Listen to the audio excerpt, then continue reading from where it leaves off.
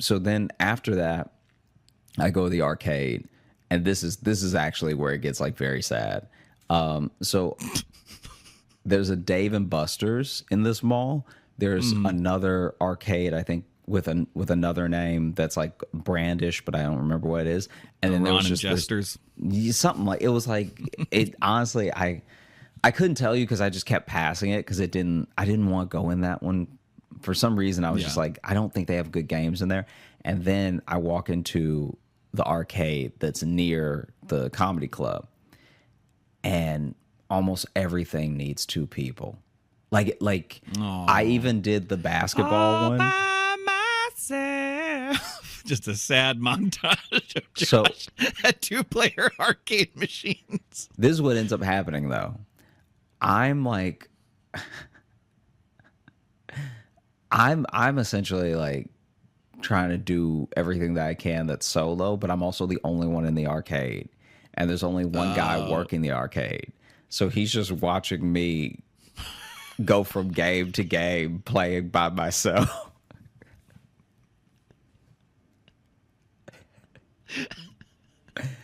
like I walk in and I'm like, hey man, so how's it work? Like, do I pay you or what? And he's like, First go make some friends. yeah. First come back with people. So then I'm like, hey, how's it work? Do I pay you or what? And he's like, you can if you want, but there's a machine over there that just, it's a card that you load and stuff. And starts explaining to me. So it works just like Dave and Buster's. Yeah. Anyway, I'm like, I'm playing the basketball one where the rim just keeps like going forward and backwards. And I get in one. Like in the entire round, I get in one basket because like my aim just every time was off because I was trying to guess where the rim would go. And then every time I try to play again, it says waiting for more players and it makes me wait for 30 seconds. Just to remind me that I'm by myself. Yeah. Yeah, surely no one would play this alone. Yeah. Let your friends tag in, yeah. That's why there's another basketball goal right next to this one, because it's supposed to be a competitive game. And then I did the punch. They had the punch one where you test the strength of your punch. What? That is the game. I wasn't laughing at your description. That is seeing just someone do that by themselves with no one around them. Yeah. It's just I probably like, look slow. Like here's a lonely, angry man who wanted to just punch something. It would be funny if that dude was filming me and he's just like incels day out. It's just me at the arcade. Just punching the knockout machine. I just wanted to say 999 so bad. And even though I'm getting angrier, I can't seem to punch harder. Ooh, it's going to be hard not to title this one Incel Stay Out.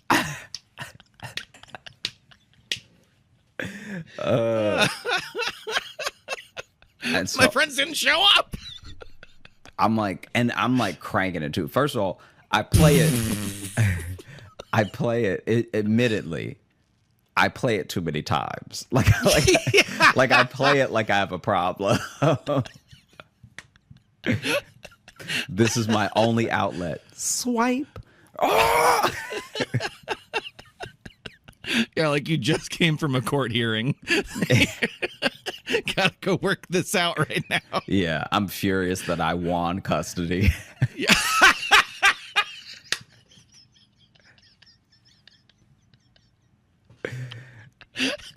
Yeah, like the kids in the car.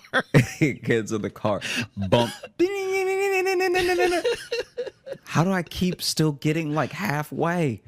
I'm so mad. I should be knocking this thing through the roof. So, man, I play it way too many times. And then there's air hockey, and I had a moment of silence for how I would have dusted your ass if you had Oh, been yeah? there. And Yeah, I mean, when you're by yourself, you can really have fantasies like that because you wouldn't have to face reality. kid, let me tell you, all right?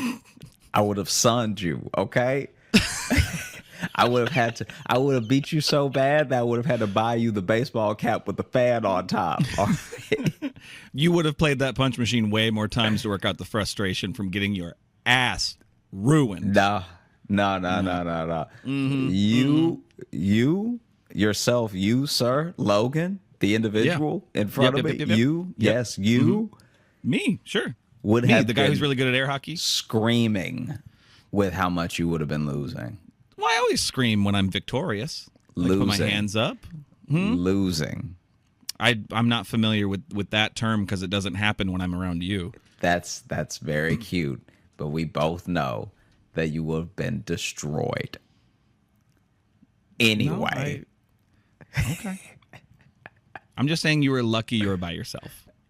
Anyway. I know you were I know you're sounding sad, but you were very lucky to be alone in this situation.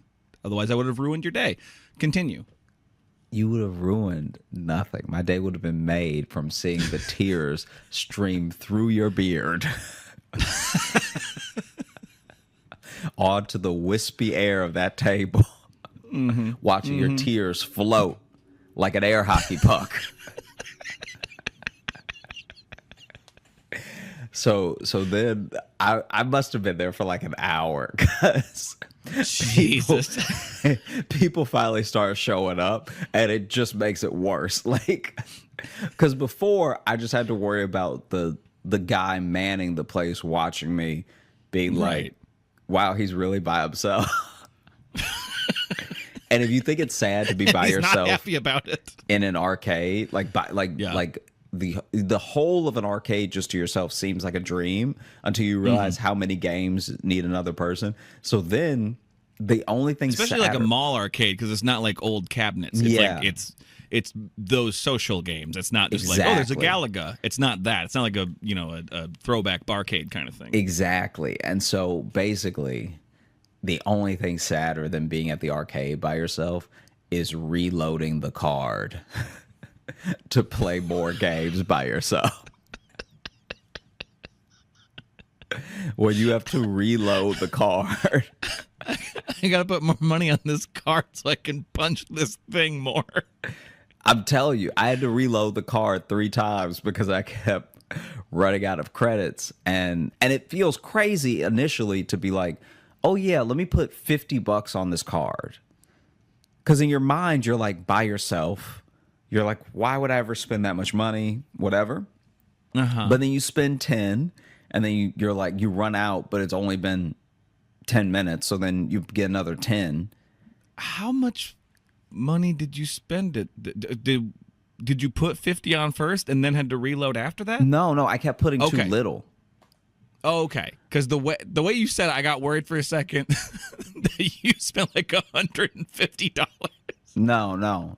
at this arcade by yourself. No. I spent at first I got $10 because I also didn't know how Okay, much yeah. everything would cost. So I'm like, I might only play a couple games. Let me not put so much on this card that I have stuff left over. Right. So yeah. then, I did 10 and then I did 20. And then I maybe did another 10 or 20. I can't remember. But either way, once people start to show up, it gets so much worse because now people are like straight up on dates. And so now, I'm like trying to play. I'm trying to play games next to people who are like actively on a date. And they're also like teenagers too. I was they're gonna not say, even if like it's a date, they're kids. they're not even like other adults, you know? And so it's just me trying to hit clowns with a ball. And then he's doing the ring toss and she's like, yeah, you can do it. And then anytime I even accidentally make eye contact with them, they both look down. Like I'm like actively trying to get away from them as quick as possible, but my game is still going and I've already swiped the card. So I'm like, oh, jeez.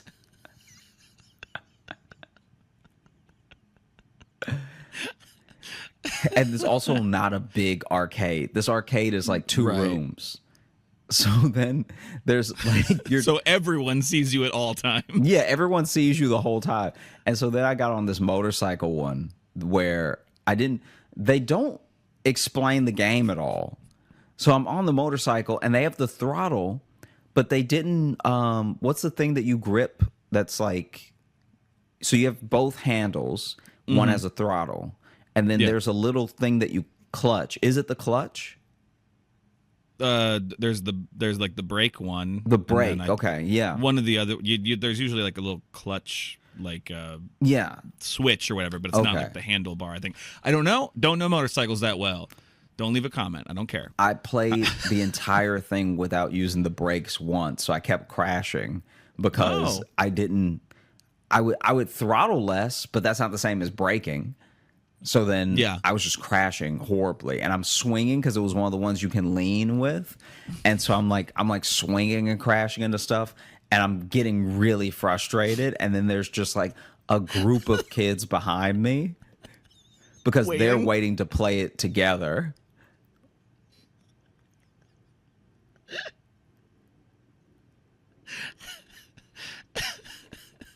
It's like it was horrible. It like you get off and go to the punch game again. Ah! Honestly, it was like so. Then I did play the punch game after that because I was like, at least this one you're supposed to like do alone and like no one can judge you and stuff. No, that second part's not true. That second part's not true of that game. And so then I played that one a few too many extra times with witnesses there, and. Jesus, John. And then it was actually kind of funny because when I started playing this other game, remember when we went to the arcade? This would have been years ago, I guess. But there was that drop game where you drop the balls into the cups and you try to get all 50 balls into the 50 cups as they rotate. I don't know if I remember that game. Do you remember this? It's like you hit a button and the ball drops per time you hit the button. Oh, that's right. Yeah. Okay. So I'm playing that one. From that one, you can kind of still see the punching bag game. And this kid, I felt better about my experience playing it because even if I seem like a crazy person, this kid fully missed. I don't even know how he missed. But he reared back to swing. And like in one of those viral videos, he just fully misses. Nice. And then hits it with his head. So it barely goes up. He got like a 7. Yeah. And I was like, okay, I'm not the only one who's awkward here. That's nice. You know? I mean, he's got the excuse of being a teenager, but whatever.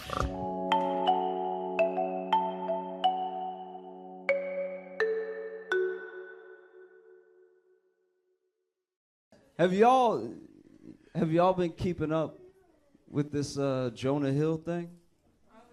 Yeah.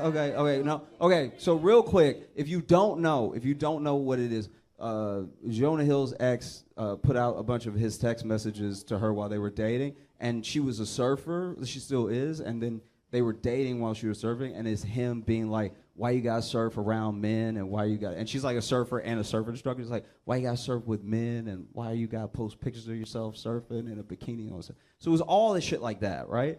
And it just, you can see a decline in the text messages where he's clearly so worried about being cheated on, he's not making sense. He's like, why you gotta surf with dude? Because then if you're surfing and then he's surfing, what if y'all start surfing on each other? You know what I mean? And then like y'all are surfing together, and what if you get surf in your mouth? And then now you were just covered in surf, and you come home and you're like got surf on you. I was like, nigga, are you all right? Like, you know, so there's been a lot of backlash about him being narcissistic and misogynistic and everything. And I think Jonah Hill committed a cardinal sin. He really did. Jonah Hill told a woman what to do while being an ugly motherfucker. Can't do that shit. You cannot do that shit. Like, look at the text and then look at his face. You cannot tell anybody what to do, sir. That's too much bass in your text right now for that hairline you got, you know? I'm not gonna lie, if John Hamm had sent those same texts, if John Hamm was like, I don't want you talking to any other mid, you'd be like, okay, daddy. Like, yes. Did y'all see the Alabama brawl? Yo. Who knew Wakanda was in Alabama? That was crazy. You know, that was wild. So many people came out of nowhere. That shit was like Black January 6th. That was like... That was crazy. If you didn't see the video, if you don't know what I'm talking about, I'll explain it really quick. Basically, there was this one guy. He was an employee of the place, right? And he was like asking these people to move their boat, you know? So it was a black employee, but he was asking these people who happened to be white that had the boat to move their boat, and they wouldn't move the boat. I don't even know if this part is true, but I heard that the riverfront boat that was waiting to dock had been waiting for like 40 minutes because these people refused to move, right? So finally, he just keeps going, like, you gotta move the boat, you gotta move the boat. They get out of their boat, they're cursing at him, and he's not backing down. He's like, you have to move the boat. I work here. You have to move the boat. And then they just keep cursing at him. Finally, they put hands on him, and then they start fighting him. And he did his best. He held his own for quite a while. So it's not like they beat his ass, but they were clearly ganging up on this dude, right? And, you know, a lot of people, as soon as they saw the video, they got upset. I got upset once. I thought it was going to bum me out just seeing like 5 white dudes ganging up on this like middle-aged black dude and everything. And some people were upset about the racial part immediately. But I'm not going to lie. I was distracted. I wasn't. I didn't hate these people because they were ganging up on them and they were white. I hated them because they had a boat. You know what I mean? This isn't just a race thing. These rich fucks with a boat are trying to beat up a working class person. Is insane. You know, it made me furious. And then they started fighting them, and then like other people came. And, you know, a lot of black people already saw what was happening. So then when the riverfront boat docked and other black people who saw what was happening, they all just swarmed. It looked like, like that one episode in Game of Thrones where, you know, they were losing, but then just more just came down the mountain. It was like, I was like, God damn, okay, wow. Send in the troops, apparently. I should back up. When the fight started, the initial fight where the dude was getting ganged up on, he just threw his hat. Just threw it, and that almost felt like a signal. That was, as a black person, I didn't know that was our call to arms. I didn't know this was like, oh, okay, all right, we go now. That was wild to begin with. Then it was crazy because then so many people swarmed in, it turned into a huge brawl, and I don't know if you saw a video, but there was one person that wanted to help when they saw him getting jumped so badly that this nigga swam.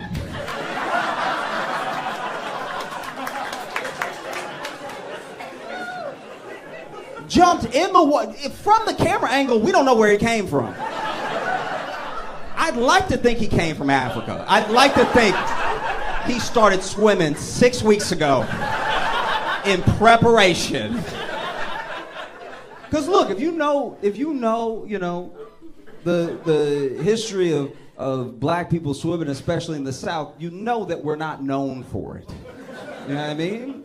And so I'm not gonna critique his swimming because I was just happy to see another black dude swim. That's just, every one of us swimming is a W, okay? But I do have to comment because he wasn't swimming normal. Did you see him swim? He wasn't swimming regular. This was not regular swimming, right? This man wasn't swimming to the fight. This man was punching the water till he got there. I knew he was gonna whoop ass when he got out of the water because he would. I've never seen someone punch water till they got to their location. That was so crazy. Go back and watch the video. This man punching with horsepower. Like, I've never seen anything like it. And then he gets out of the water, starts whooping ass, everybody whooping ass and everything. So you know that those white people, when it started fighting, then started more fighting, you know they were relieved when the cops got there, but they must have been conflicted because half the cops were black. Like that's a situation where even when the cops arrive, you're like, ooh, whose side are you on? Because I was kind of doing a thing before you got here. You know what I mean?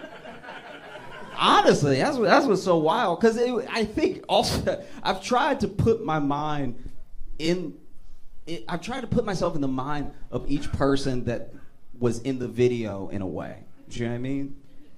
Because that's a terrifying thing. To get jumped is a terrifying thing. Then the person swimming. Then I'm just trying to think about every angle that I could think about it from. I'm not gonna lie. That must have been a huge surprise because you out here ganging up on this one dude with your buddies, and then before you know it, there's just like 50 black people. That's listen. I'm telling you right now. Let's say y'all just blinked, and when you opened your eyes, there were 50 black people behind me. I'm not even saying you'd be scared, but you'd be surprised.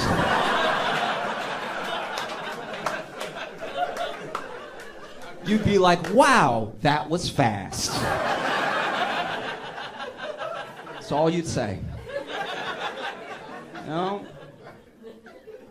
Because that's the thing. That's, I think, the strangest part, one of the weirdest parts, like when you start watching the video, let's say you start watching the video, you had no context, nobody told you what was gonna happen, you hadn't seen any of the memes yet. The craziest thing about what happens is that, especially as a black person, I think some people are curious why black people have been memeing the shit out of it and everything. It's because if you know the South and you know the history of 5 white guys ganging up on a black guy and how that usually goes, you know, especially when they have enough money for a boat. Usually doesn't turn out well, you know what I mean? And so this was a different thing. This is a different outcome than we've ever really seen before, you know? Because I'll be honest with you. Let's say we're in a different time and there's no camera phones and they were able to leave before the cops got there. They would have just beat up that dude and left, you know? And that's my thing where it's like, okay, yeah, whoop their ass, we all laugh, we all celebrate, whatever, but like, fuck up that boat. Like, fuck up the... What are you doing? Like, bust up the bow or something. Like, rip a rudder out, please. I do think that would hurt them more than the ass whooping. They just be standing there and looking like skippers. Not the boat!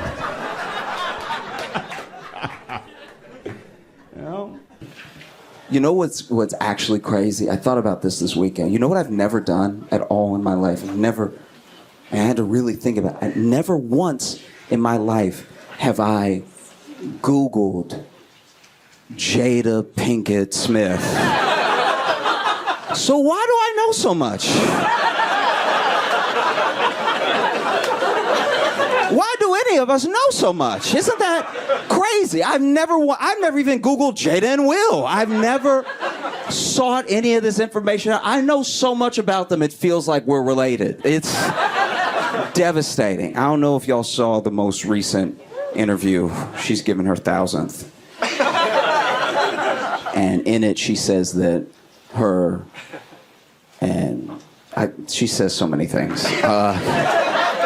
First of all, she said that she sold crack when she lived in Baltimore, which is like believable. That's a very entry-level job in Baltimore. That part I was like, and? But then she also said her and Will have been separated for like 7 years. Which, what? She also said that Tupac is her soulmate. It's like she's going out of her way to hurt Will's feelings now. This is really insane. Tupac is your soulmate. You've been married for decades. My soulmate's a guy from the 90s. And the more I think about it, and the more I listen to Jada talk, the more that I'm convinced that Tupac died to get away from her. Like, I feel like...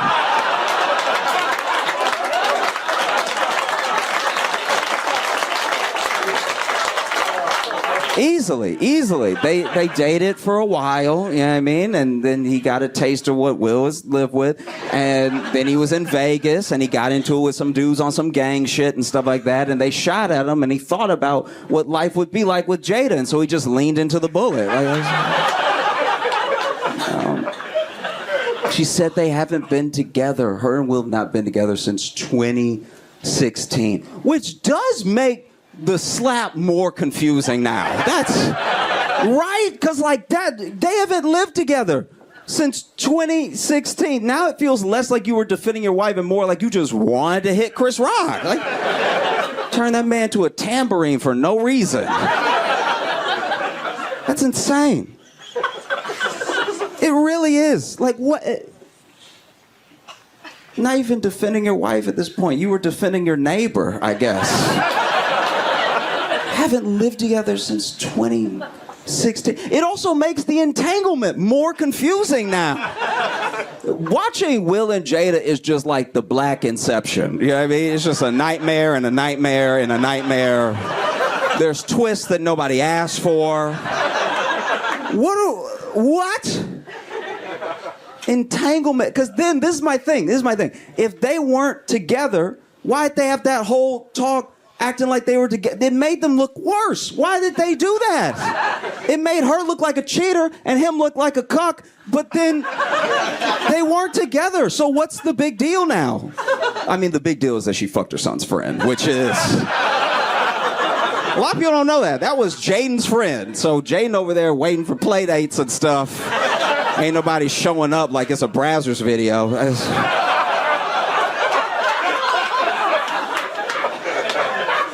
It's so chaotic.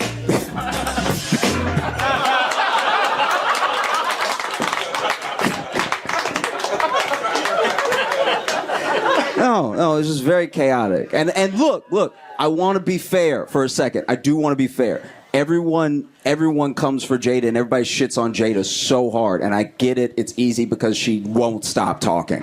But like, some of this is on Will. We can all agree about some of this is genuinely on Will. People blame Jada for the slap. That's not her fault. That's a grown man. And he got up there and he slapped another grown man. You can't blame her for that. It's not like she used her powers.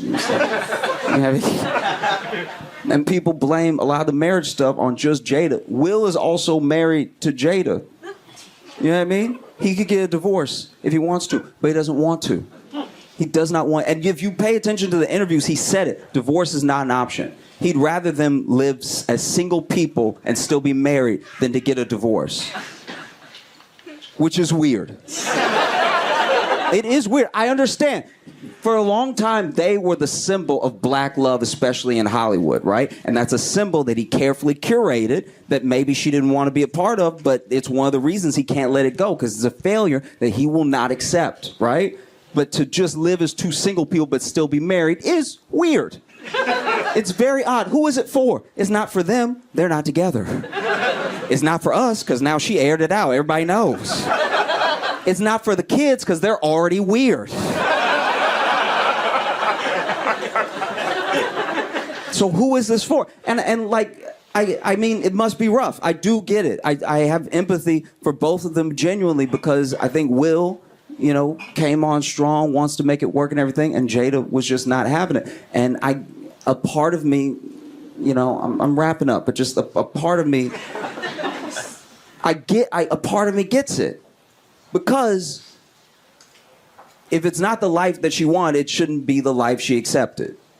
That's fair. You're an adult in the world and you make your own decisions and you need to live by them, right? But also, to be fair to her, I don't have a gorgeous millionaire trying to fuck me and marry me. I don't know. It probably seems pretty hard to turn down. I'm not gonna lie. Like if Zendaya walked in here right now and y'all look like you're together, if she told you, bro, if she was like, I want to marry you and be with you for the rest of my life, you'd probably be like, look, I'm in a happy relationship and I found my happiness. I hope you find yours. I'm not saying it'd be easy to say to her. You'd probably say it after I do, but Now, I don't know if y'all saw, but Sam Bankman-Fried was found guilty on all charges. If you don't know who Sam Bankman-Fried is, he's the dude who looked like somebody microwave Shia LaBeouf. He was behind a multi-billion-dollar crypto scandal, and took a lot of people's money. Had a lot of powerful friends, so he could take a lot of people's money. He was found guilty, and he made a serious mistake. He stole money from rich people. When you think about it, it's really all he did wrong. If you steal from the poor, you're gonna be pretty good off. Like, I don't know. This dude is gonna go away for a long time, which is crazy because I don't really understand what he did. But I'm glad he didn't do it to me. I'm like, you ever just, because I never got into crypto because I didn't understand it, so you ever just be so dumb you miss a whole tragedy? You just, because I saw the whole thing coming. I was having FOMO and everything, and then everybody started losing their money. I was like, maybe it pays to not read sometimes. Maybe it's to my benefit that I have stayed as ignorant as possible on very specific subjects in life.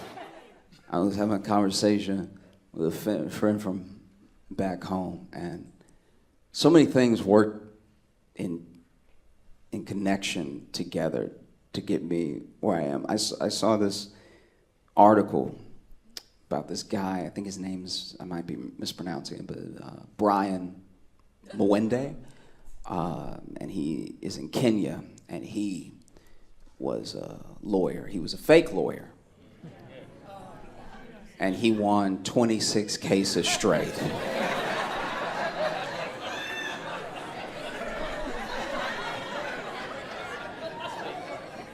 26 cases straight, one after the other. WWWW. And then they finally caught him. And now he is awaiting trial, where I pray he represents himself. That's phenomenal. 26. You got fake, and apparently it's a whole thing. I didn't know this. In Kenya, this is a whole thing. There are a bunch of fake lawyers, because he was just the first one. There's a bunch of fake lawyers that just never actually passed the bar, but they've been practicing. I guess they got a storefront or something. Like, I don't know, you just walk in and you're like, you seem like a lawyer. The only way I know any lawyer has been a lawyer that I've ever worked with was the paper on the wall behind their desk. If that's fake, I have a fake lawyer. That's my favorite story, though. My favorite thing that happened was Paris Fashion Week. If y'all aren't familiar, Paris has Fashion Week, and all these people high up in the fashion world, rich people, celebrities, they all descended on Paris for a week to see and be seen and stuff. And while they were there was an outbreak of bed bugs, which is hilarious. It couldn't be. You gathered all the richest people in the world together in one place and gave them bed bugs? Are we sure this wasn't an activist? You sure this wasn't Greta Thunberg trying new things? You know what I mean? Just her sitting there like, you take a jet, you pays the price. Could have been. We don't know.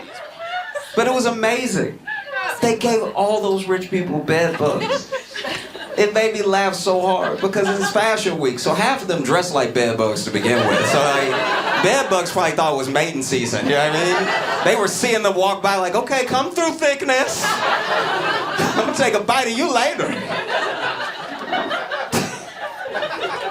But no, people from Fashion Week spoke to the press and the public. People from the local government spoke to the press and the public and everything. And mostly everyone was trying to maintain a sense of calm the entire time, right? We're very sorry that this is happening. This is not a reflection on our beautiful city. We're doing our best to move people. Just please stick with us, right? But there was one person that was my favorite. The deputy mayor also spoke to the public and the press. But when the deputy mayor came out, he was like, it's an outbreak. No one is safe.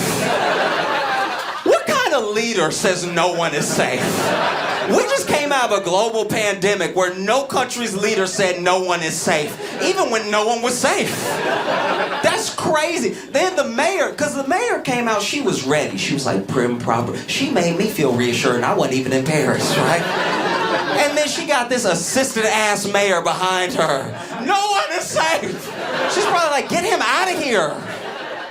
It's crazy. No one is safe. Every leader I've ever had has tried to maintain a sense of calm in a crisis. I remember when I was in middle school, in English class. And English class was after lunch. And I had seen this kid at lunch, and he had a nasty-ass lunch. I don't know what it was, but as soon as I saw it, I was like, he gonna be sick. That is disgusting. And so then I sat as far away from him as I could, corner of the classroom. And then middle of class, sure enough, his stomach started bubbling. And we all hear it. He just over here taking notes like... looking at us like, y'all don't hear me, right? It's like, of course we hear you. His stomach is loud as hell. And then in the middle class, he jumps up and runs out. And on the way to running out, because he was very sick, he threw up on the back of like 7 kids' heads. And our teacher said, calm down. I know y'all just got thrown up on. Let me get some towels. It's gonna be fine. She didn't say, no one is safe. You see what I mean? I worked at an Italian restaurant that burned down, right? It burned down, and even as the head chef was trying to put the flames out on his back, no one yelled, no one is safe. We just tried to put this man out. Actually, one of my favorite things about when that happened was, okay, so the chef is on fire, right? Like, and then the line cook ran out to the dining hall where everybody else was, and then just yelled to the whole dining hall, we on fire, motherfuckers! Which is like as informative as it is unhelpful. Like, he's telling them the details, but not enough to get them moving. Also, we are not on fire, just he is on fire. Some of the building is on fire, but mostly as we, it's just him. He on fire by himself, right? And so no one knows what to do, because even if someone ran in now and was like, we on fire, motherfuckers, you wouldn't immediately jump up and run. They looked at him and they were like, so is he on drugs or what's And it wasn't until the chef ran out behind him out the door with a couple flames still on his back that everybody cleared out. He yelled, we on fire, motherfuckers. He didn't yell, no one is safe. What would even possess you to put the words to get to the public, no one is safe?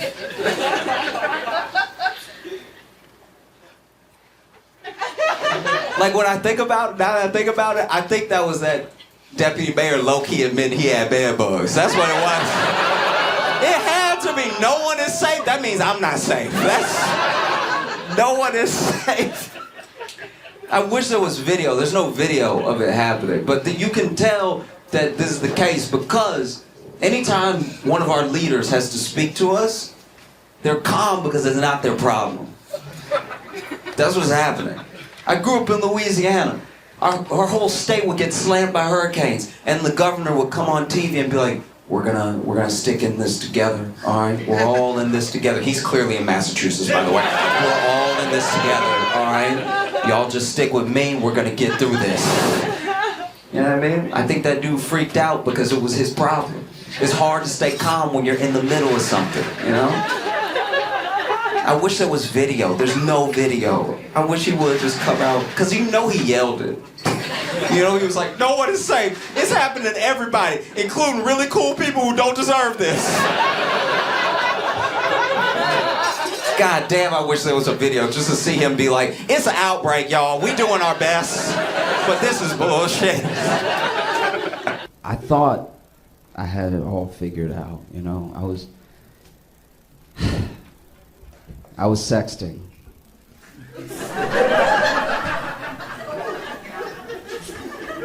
And sexting's a very precarious situation. You want to make sure you're sexting at the right time, you know? Because if it's like 8 o'clock, you still got other people texting you, you know? You don't want to accidentally send a text that's incoming to somebody because you opened the thing. You know what I mean? And it's also like, what if you're not that skilled? Like, what if I'm not good texting with just my left hand? Now you texting typos and stuff. It's knocking the sexy right out of your sexting. You know, it's like, I'm gonna fud your bass. It's like, nobody's into it now. You know? So I had an idea. I was like, this is what I'm gonna do. And I didn't talk to anybody about it. I had never heard anybody doing this, but in my mind, it was the best thing to do. I was like, I'm just gonna speak to text. So that way, I don't gotta worry about the other hand and everything, and I can just like get in the zone and stuff. I don't have to worry about other people texting me and everything. And it went horribly wrong. Because I wasn't at home. I was at my childhood home. So I was in my room, but it wasn't my house, you know? And it was, 9 o'clock or so, and we were sexted. Look, I'll read you the thing right now. This is what. Okay. All right. So she's like, "Oh, okay. And what's good? What would you do if you were here right now?" And then I was like, "Girl, I would tear those clothes off." And Mom, what are you doing in here?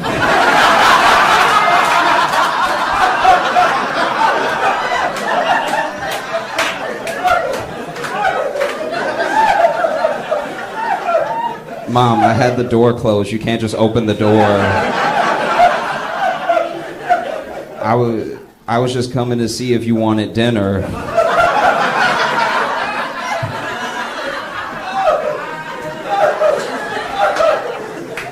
No, I'm okay. Mom, get out right now.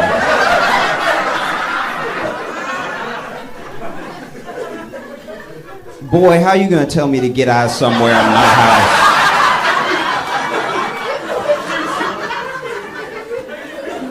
I'm sorry, Mom. Please, can you please leave and close the door? You know we don't have closed doors in this house. Which is true. That's a very like black family thing of like you not closing the door in my house. What you up to in there? I was like, Mama, please leave. Please, please leave. And she was like, all right, what's the big deal? I was like, nothing, Mom, just please get out of here.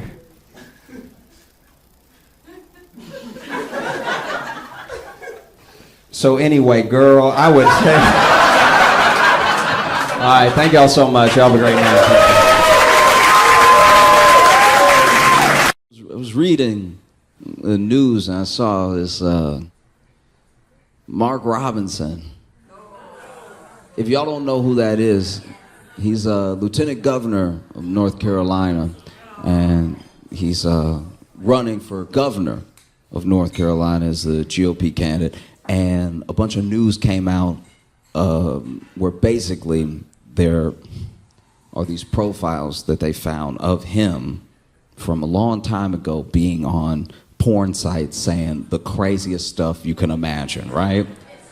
And this is my thing. First of all, this is a terrifying and dangerous man, and I know that because he leaves comments on the message boards of porn sites. What?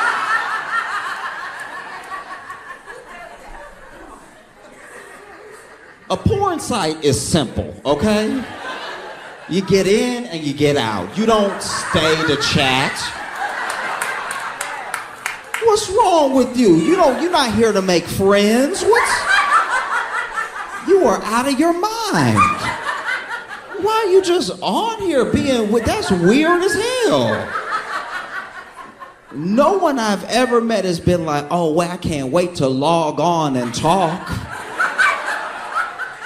That's a real sick man right there. That's crazy. And just so you know, Mark Robinson has been endorsed by Trump. Trump would stump with him and stuff like that, and he's been at Trump rallies and stuff. And then, Mark Robinson's a very big man. He's huge. He's a large guy.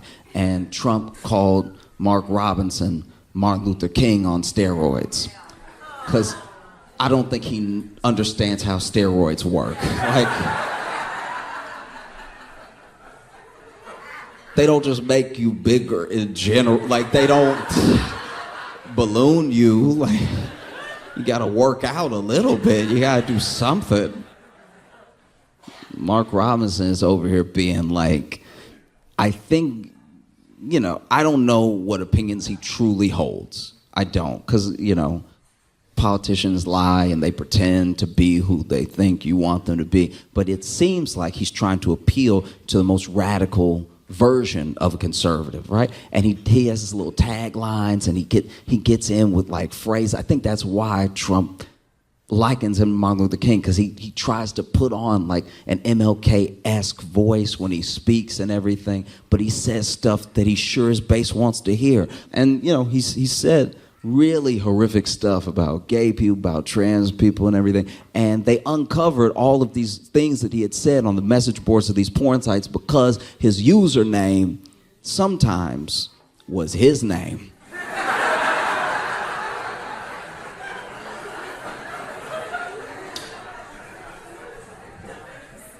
Fellas, I understand that sometimes we're in the heat of the moment and you go to one of these illicit sites, and the site asks you questions. Maybe the site, in order to enter, they want an email or something, or they... As eager as you are, please do not give them your actual information. This goes out to everybody. I don't care what you believe in, who you're voting for. Please do not give a porn site your real name and email address you use for work. I know it's the first email address that comes to mind when you've got other things on the mind, but make up an email address real quick. I know that sometimes that takes a second because then you got to make a fake Google account. You got to go back. You got to accept the email from the porn site and then just look. But make it so they don't know it's you every time. It shouldn't be that hard, but apparently it is, because then CNN and the journalists on CNN, I don't remember if they're actually like CNN affiliates, but basically the journalists that looked into it found that on lots of, porn sites, he was using the same username, the same handles, which turned out to be the same usernames and the same handles he used on like Twitter and like... Fellas,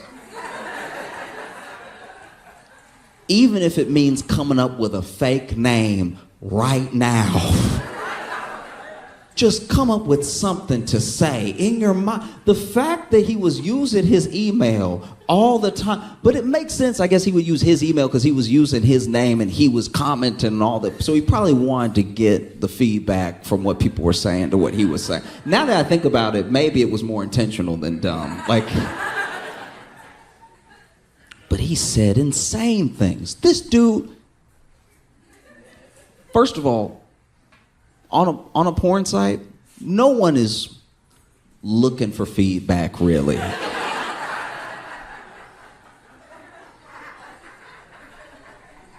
Do you know what I mean? Maybe there's some. Maybe some crowd-funded, crowd-sourced. Do you know what I mean? Like I'm sure. Look, I haven't been on OnlyFans, but I'm sure with an OnlyFans, there are people that are like, I made this thing. I hope people like it. Let me get some feedback. This is what they like. This is what they don't like. That makes sense, right? But if you're just out in the world watching whatever comes up, and then you're just commenting all the time, you need a friend.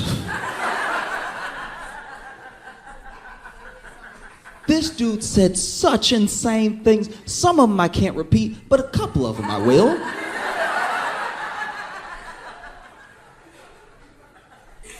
This dude said, unprovoked, I'm a black Nazi. I don't know where you begin with I'm a black Nazi from a black dude who should have probably left the porn site by now. He said other stuff. He was like, I would rather Hitler in office than the people that are in there now.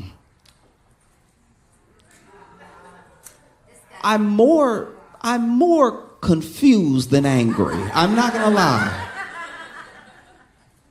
And then he said stuff about how, like, my man, slavery wasn't that bad. I wish they would bring back slavery. I'd buy a couple. Mind you, this is on a porn site.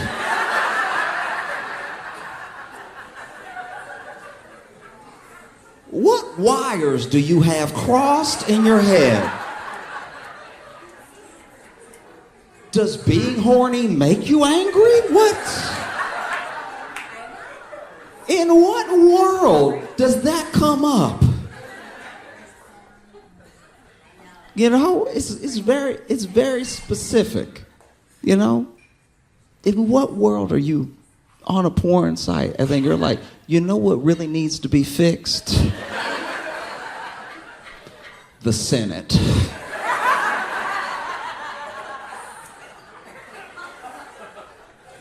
Bruh. What? You know, I do my best. I really do. I do my best to try to understand people, and I don't get this one. This is beyond me. Because even outside of what he said on the sites, it's also some of the things that make him unfit for office are just what he says out in the open. The way that he talks about people who are definitely his constituents. You know?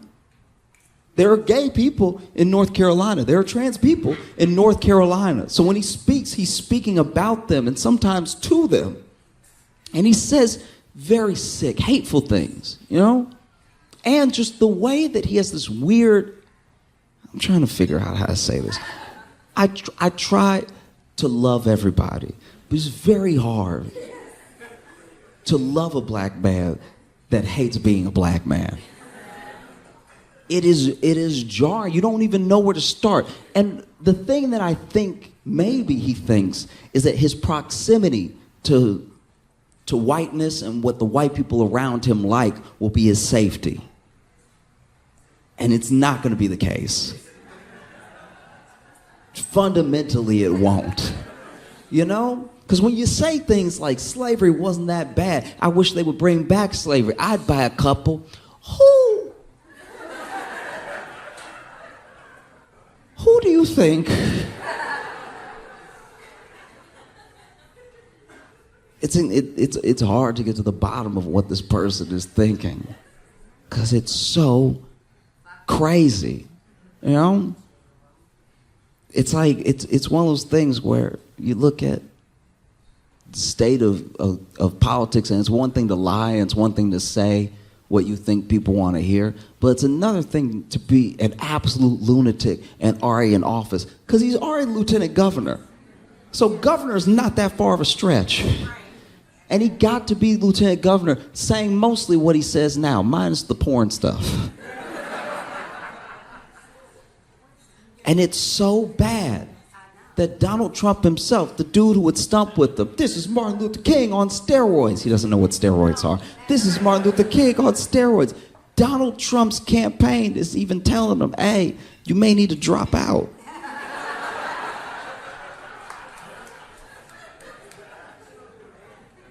If Donald Trump's campaign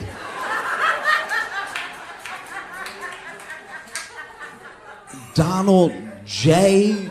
Trump's campaign is telling you to drop out, you should probably leave Earth.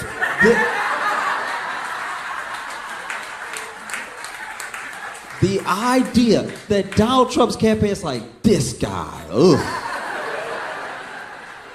The fact that Trump distanced himself from Mark Robinson, Trump done distanced himself from Nazis.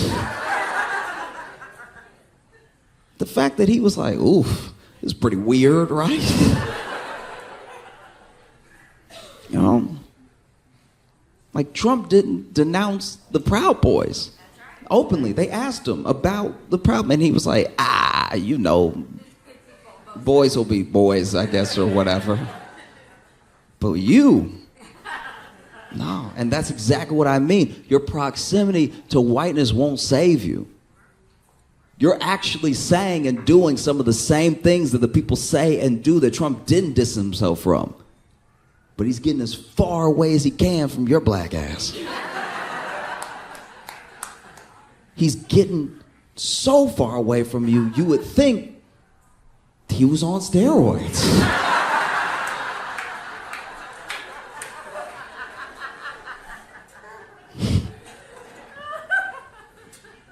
I think a lot about how we think about each other and we treat each other, especially now with like an election on us, you know. Everybody's exhausted. Why do we even do it this way?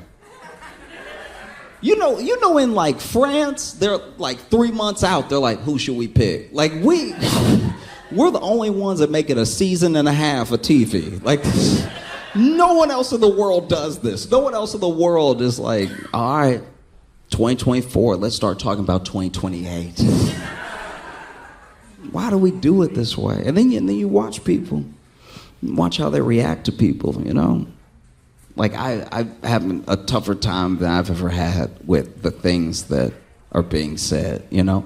Everybody expects politicians to lie. Everybody expects politicians to not care about them. I get that. But what's happening right now is like truly insane. You know, J.D. Vance was at a rally and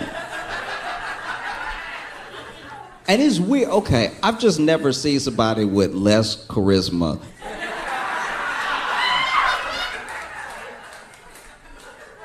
Like, J.D. Vance makes Ron DeSantis look like Ron White. Like, it's... Because when Ron DeSantis was running, I was like, why he smiling like that? He was just, do you remember his smile? He's right. He's like, it's like it hurt him to talk to people, person to person. Then J.D. Vance got in there and nobody was happy.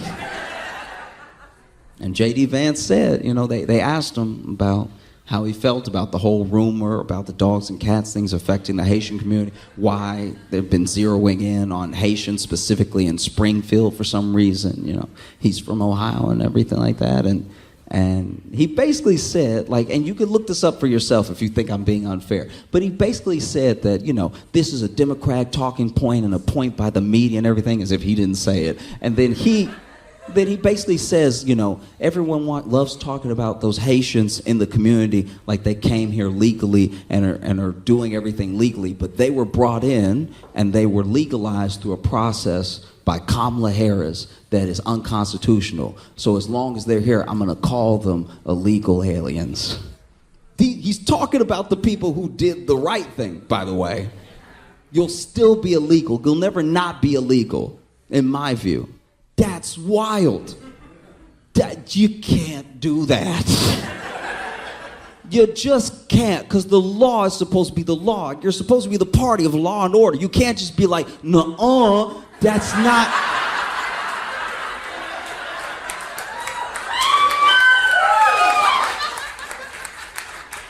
It's not how the law is supposed to work, you know?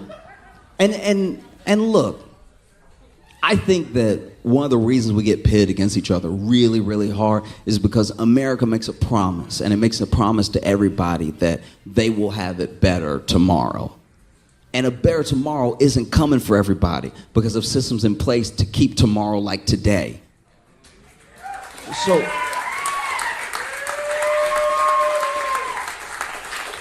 So when I see Donald Trump at a rally and he says they're coming from Africa, they're coming from the Middle East, some of them are coming from Asia. These people are coming to our country, they're poisoning the blood of our country, and we have to get them out. I don't just think about people of color. I do think for a second about white people from the past, right? Because white wasn't always this like singular identity. There was a time in America where if you were Irish, you were spit on. Where if you were Italian, you were beat. And everything that Trump says about them is what they said about all those people in the background, right? About their great-grandparents. So they may cheer it on, but recognize if you have Italian descent, if you have Irish descent, if you're Greek, there was a time where you were not welcome here. And they said that your very presence and the presence of your children would destroy the country, would poison the blood. And then we became the most powerful country in the world. So clearly it's a lie. It's so clearly a lie. Do you know what I mean? And I'm not saying this as if I'm like, oh, you know, don't even have a program, open borders, just let everybody come in, spill it. The thing that they are painting, sometimes it's not even what's happening in the area. And look, I'm going to tell you right now that I think that there should be a fair and legal and simple process for becoming a citizen. Do you know what I mean? And I think that having a process is not un-American. Having a process is not cruel, right? But there has to be a process. But then when that process is adhered to, you can't just be like, no, that's unmanageable. You know, that's wild to me. You know, I have friends who, one of my good friends is Italian, first generation Italian, and he's a bit older, and he tells me stories of what it was like for his family, right? And so much of it was based around fear. These Italians are coming over here, and they're gonna ruin everything with their good food. You know? And they were called criminals. There was an assumption that everybody, no matter who you were, in the Italian community was in the mob, and you were dangerous, and people should stay away from you, you know? It's everything. It's every single thing that's happening now. I'm not saying that there's no possibility of having an immigration problem. I'm not saying that it's not something that needs to be addressed. I'm saying the rhetoric that you use when you talk about people is important. No matter what you do when you build policy, you know?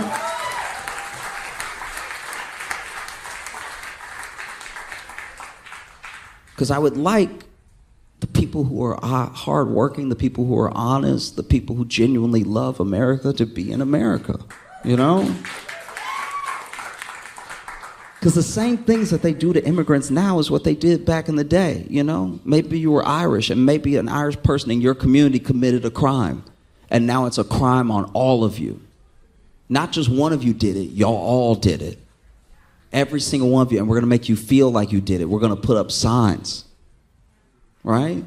And if you're Irish, you know what those signs said. You know what I mean? So where did that get us? And where are we now? You know? Because we didn't send those Irish people back. We didn't send those Italian people back. You know, we found a way to make things work, and you build on a process and you improve it. I'm not saying there's not a process that doesn't need to be improved. I really am not. I'm saying that the way that you talk about people is important.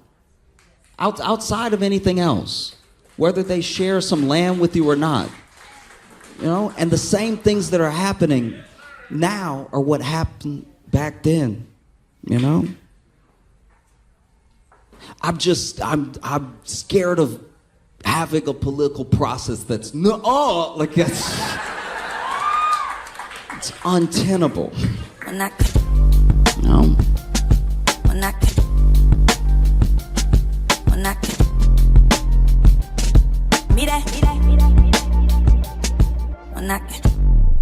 Please make a bunch of noise right now for my friend Josh Johnson!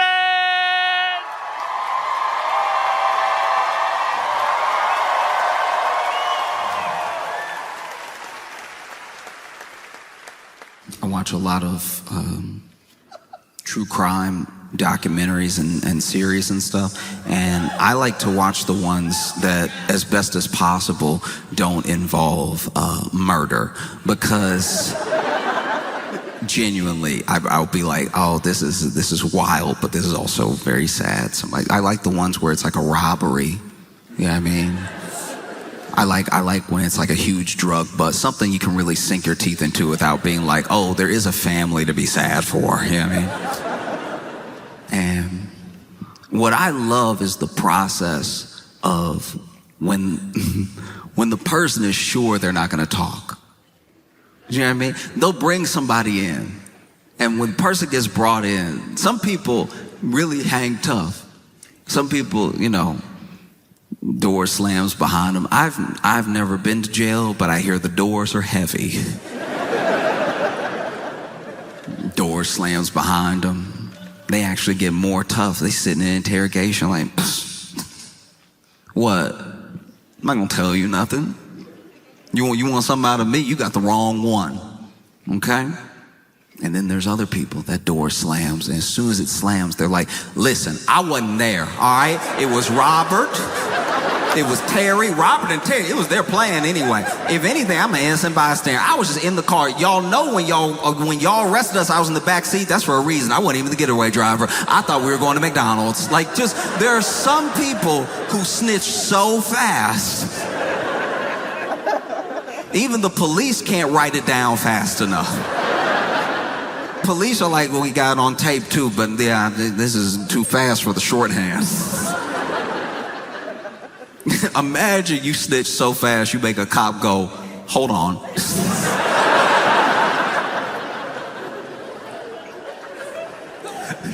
Take a breath. Because you never know who it's gonna be. There are some people who were, you know, whether it was gang activity, it's mob activity, there are people who are like the run of the litter, and they're the ones that actually hold out. They're like, I'm not telling you anything. I don't even think you have enough on me. Let's play. Let's roll the dice. And then there are people, no matter how tatted up, no matter how affiliated, it might even run in the family. They might be somebody who is third generation, but they don't want to be in prison. They don't want to be in jail. And so as soon as they have the opportunity, they tell them everything. Things they didn't even ask. You see a lot of it, you know? Then you have people who at first don't tell. Then they're ready to talk after like a couple years. You know what I mean? After a couple years, you know, have enough mold on your sandwich that you're like, it's really not worth it. Like, nobody coming to visit me. Like, no. That's what makes me wonder what must be going through Ghislaine Maxwell's mind. You know what I mean?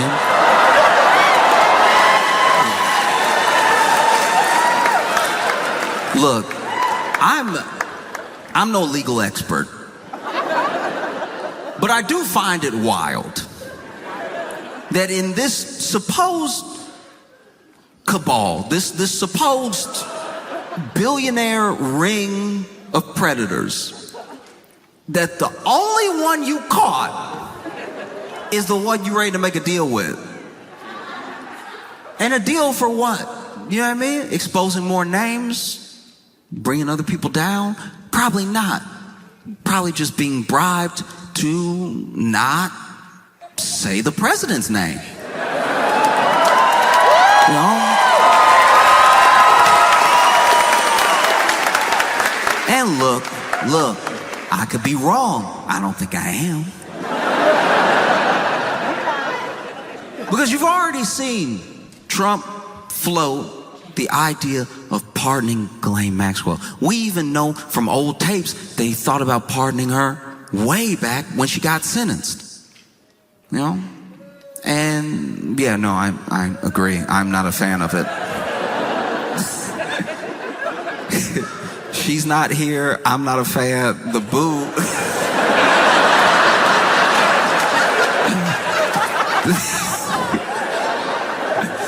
I've never, this is somebody's essence being booed. Like, it's,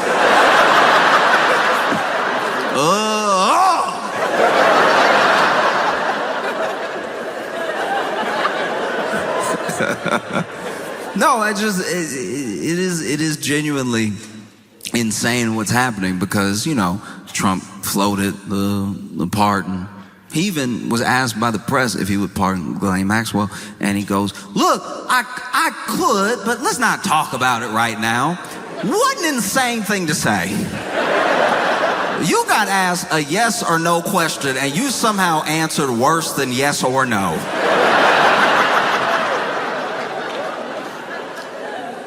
I've never been doing a test and got a true false and put maybe.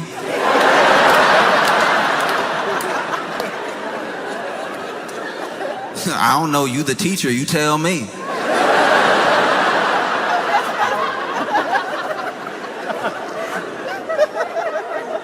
That's insane. Already floated a pardon in front of us, maybe to gauge our reaction. Maybe if there's not enough outrage, the pardon will go ahead. And then DOJ goes, have a conversation with Ghislaine Maxwell. And already, I think it was today, just today, she's been moved from the prison and she was in to a minimum security facility somewhere else. Thought we covered this.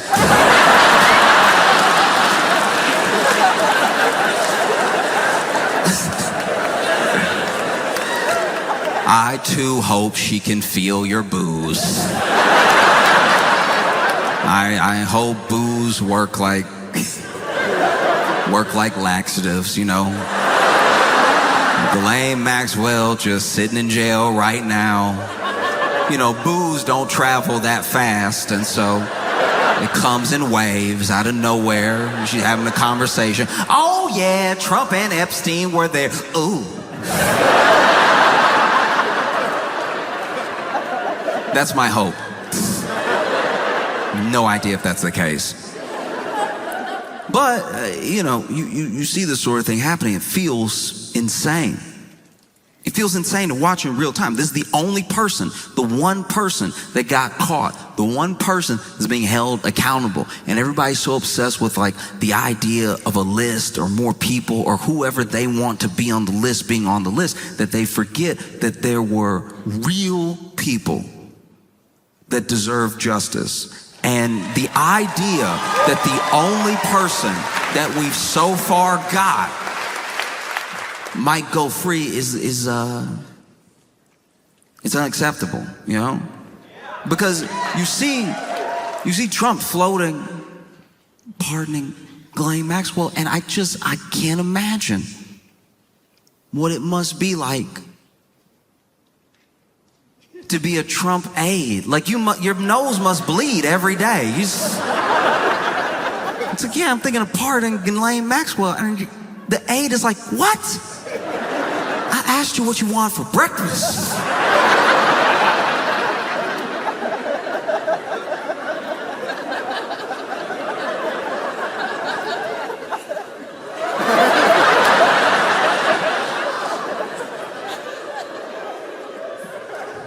If anything, I think I am a little bit, I'm trying to figure out how to put this. I feel sorry for my friends who didn't see it coming because they still believed in like a system and they still believed in like laws and they believed that jail existed for like a reason, you know? And I am, I'm black. So I kind of saw a good portion of this coming. It's like, anyone who's genuinely shocked that Ghislaine Maxwell might get a pardon and that she's already been moved to a minimum security prison after being convicted, but then talking to the DOJ under like new light. Anyone who's surprised by that has never watched the first 48 before. And they think that people aren't going to see through it.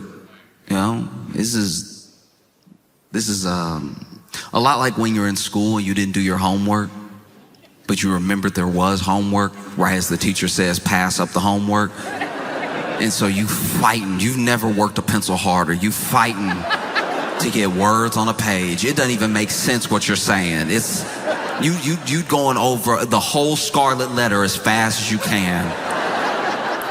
And then you pass it up. Teacher collects all the papers and you think, maybe I got away with it. All we had to do was 300 words summarized in the last chapter of Scarlet Letter. I think I did it. Pulled it off. Felt like 300. Might have been 290. And then class is going on. Maybe you have to read while the teacher grades the homework, and then teacher says your name, calls you up to the front. You're like, okay, don't panic. Maybe I did a good job so fast she's impressed. That's a possibility. And then you walk up to the front, and the teacher's like, did you do this just now? And you don't know what to do. You're caught. You're caught. She caught you. But there's another part of you that's like, maybe if I die with the lie, she'll believe me. What? Just now? No, I did this at home. And she's like, you sure? You're like, uh-oh, she's on to me. Yes, I did this at home. And then she was like, oh, okay, great. That's good news. I was worried that you did it just now, which means you wouldn't have your math homework. And then you remembered that this has been math class the entire time.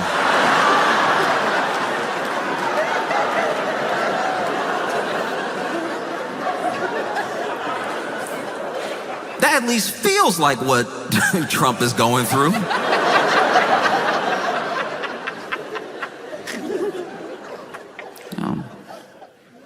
Because if Trump was smart, he would have done all this stuff a long time ago when it could have maybe still been believable.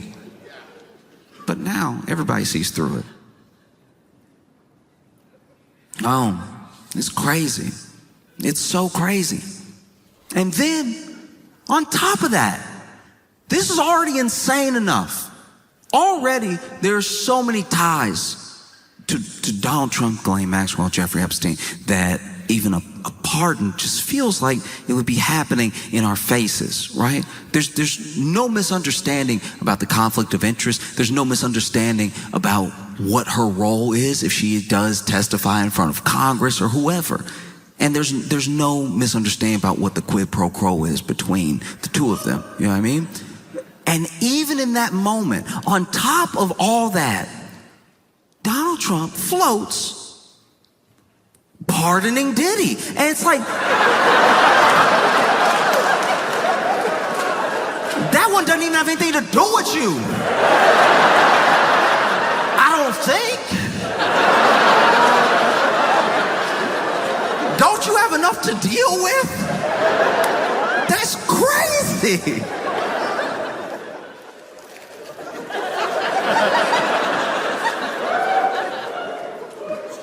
As someone who is not in jail, I'm sweating about everybody who's about to be out of jail. This is insane.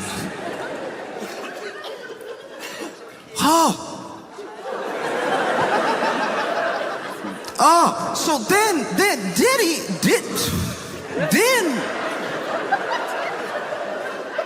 already the public, especially by the media, somewhat,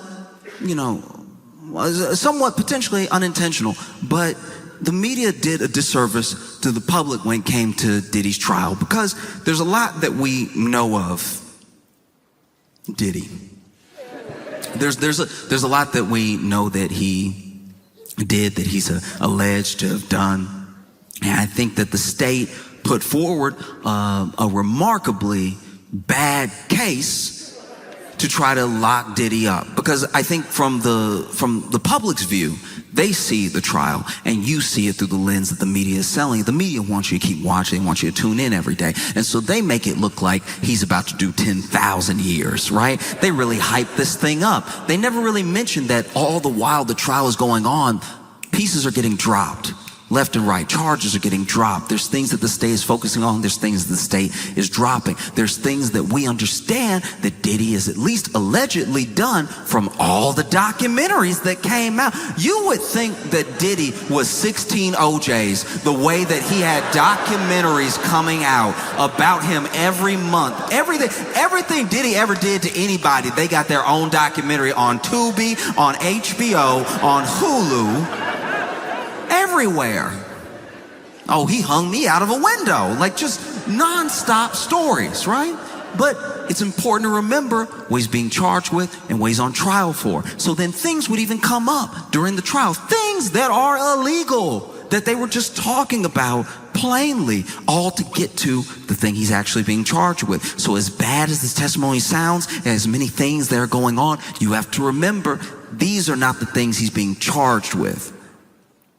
And I think that media got carried away. I think the news got carried away because they finally had something juicy, something big, something that they knew was going to last for days, weeks, months, that wasn't the same old stuff. Something that had a bunch of intrigue in it. Apparently there's all these tapes. Apparently he has all this blackmail on all of Hollywood. There's all these things that were supposed to be coming out during the trial, you know? And then the state supposedly makes their case. They read out the verdict. Everyone is sure that this man is about to do 10 million years. And then they read the first one, not guilty.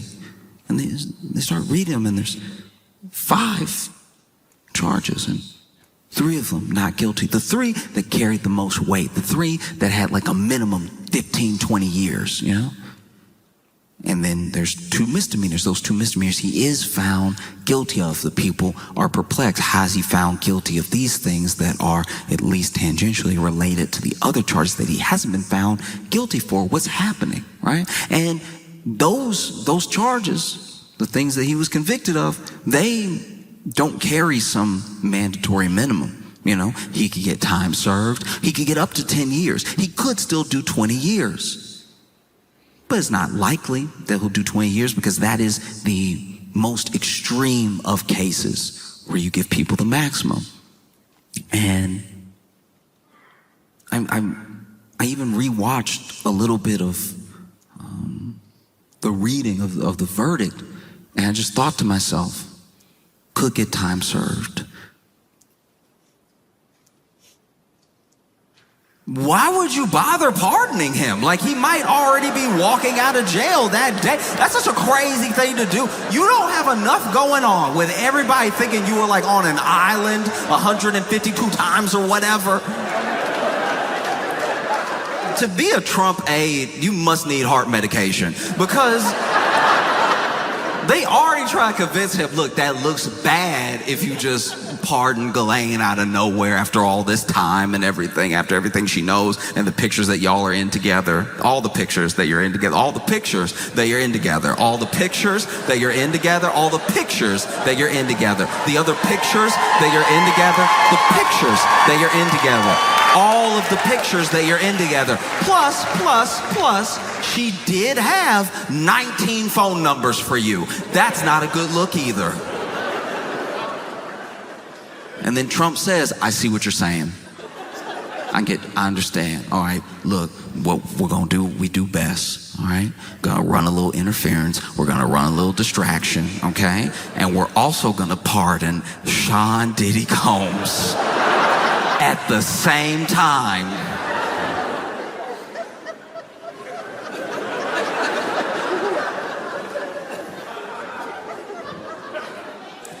Karen, press secretary, must be fighting demons. I can't imagine. Look, everyone, whether it's Kellyanne Conway, it's Sean Spicer, anyone who has had to represent the Trump administration, go out to the press and answer questions. Look, I understand they chose that job. I understand that they chose to be there. But to a degree, you do have to wonder what the conversation is like before they go out. When they get handed a binder, and at the last second, one of the aides says, and he gonna pardon Diddy. So,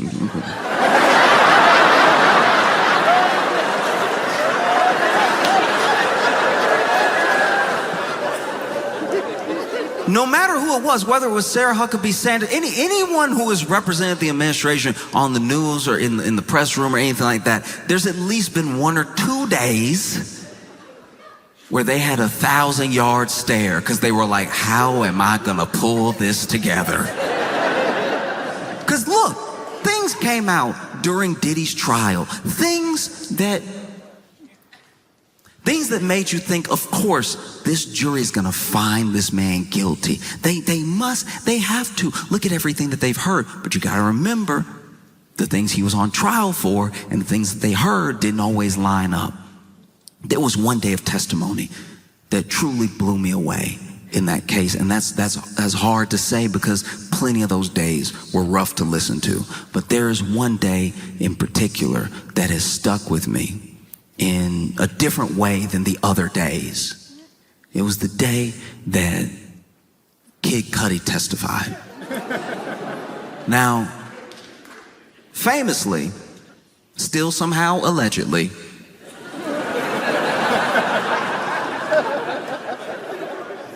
Diddy supposedly blew up Kid Cudi's car. You're bringing the man who has his car blown up to testify. You would think that that'd be one of the charges.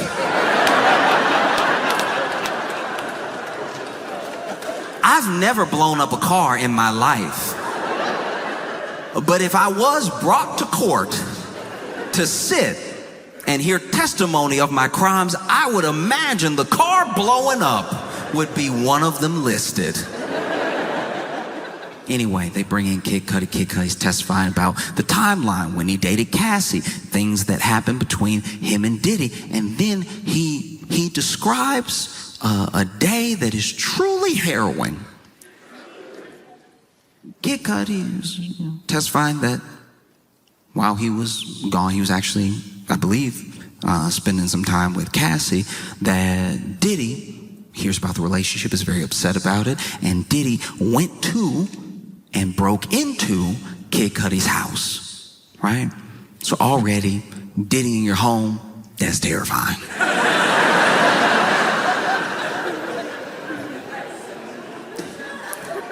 Diddy in your home is the devil's version of Elf on the Shelf.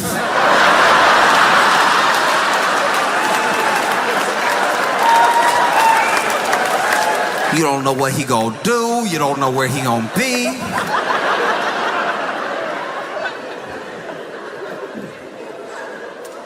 Oof. So Diddy was in his home. Now, I'm a little fuzzy on this part, but apparently, I believe at least, that it was Diddy's assistant that called Kid Cudi to let him know, hey, okay, ooh, how do I tell you this? There's no good way. Diddy in your house. He is all up in your house. I mean, I drove him. He made me. He's like, where you live? And I was like, and we went over to your house. And so he's in your house. I'm not now. I'm outside. You know, he told me to wait here. I don't know what he gonna do. And so, you know, Kid Cudi rushes home. And not only is he rushing home, he actually, this is at least as I understand it, must have Diddy's number because they had a conversation. And he was like, yo, you in my house? You in my house? Bass in voice, ready to beat somebody down. You in my house? And apparently, Diddy very calmly said, yeah.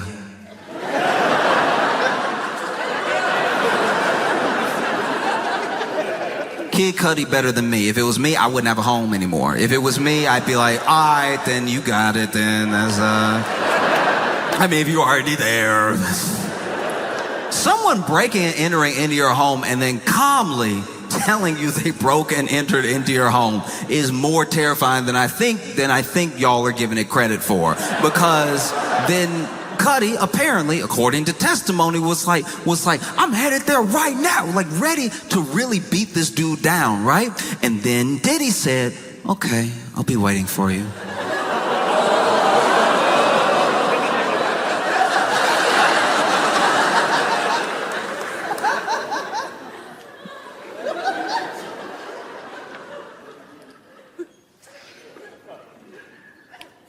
I wasn't in court. I had to read all this. And I haven't read a novel by Stephen King scarier than what I read between the two of them. Kid Cudi gets home. Diddy's gone. He walks into the house. Now, That's braver than me. I would assume he's already planted a bomb somewhere. The Kid Cudi walks into the house, is looking around, assessing the damage, and while Diddy was there, he put Kid Cudi's dog in the bathroom,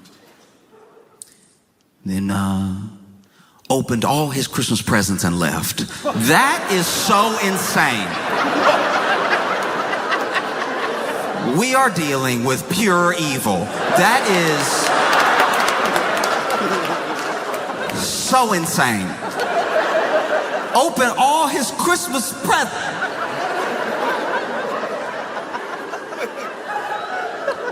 How is he all at once one of the most menacing figures that hip hop has ever seen and a third grade bully? How is it possible that both of these characters hold the same space in the same body?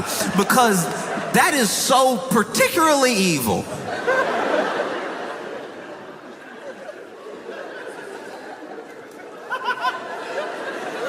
He said, I walked over, Christmas presents unwrapped. I opened the bathroom door, my dog confused.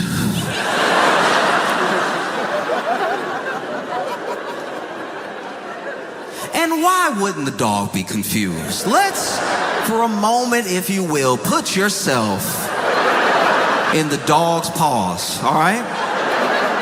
You're a dog. You a dog. You're a dog. And you're at home, chilling, as you should be.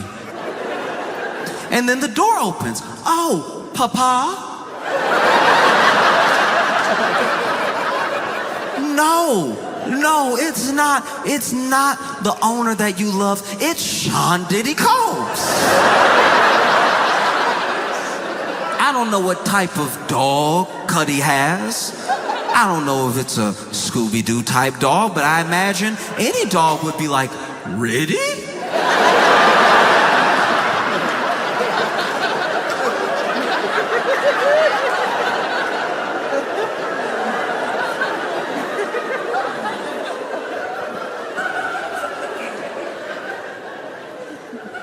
And then Diddy walks over to you confidently, like he knows you. And then he puts you in the bathroom and you're like, okay, I guess that's the best possible outcome.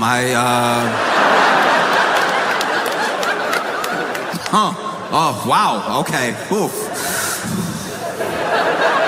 I thought something way worse was gonna happen. I'm not gonna lie to you. Wow, that's crazy. From what I've heard about you, the bathroom, man, I don't love it in here, but it's better than whatever you're about to do.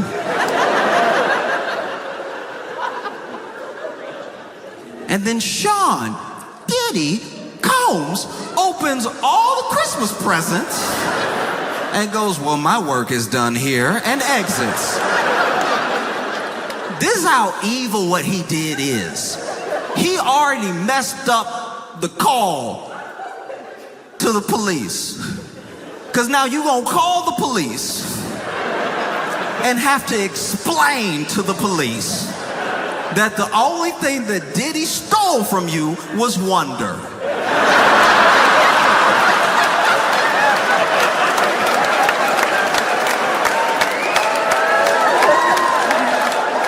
Imagine that call to the police. You gotta call the police and tell them that Diddy, and the police are asking you very reasonable questions. They're over here like, is he still in the home? I don't know. Hopefully that would make this whole thing a bit more serious. Right now he's left it at hilarious, which is a sick thing to do.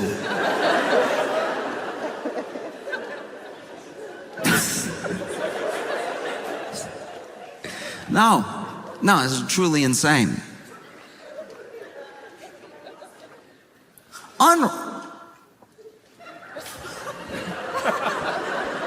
Not even destroyed, unwrapped.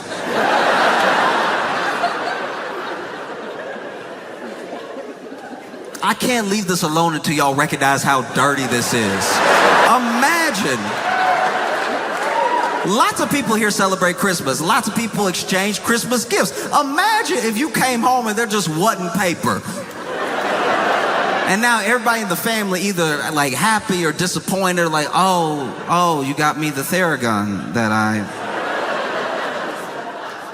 All right, we're like a couple months out, so can I have it now, I guess?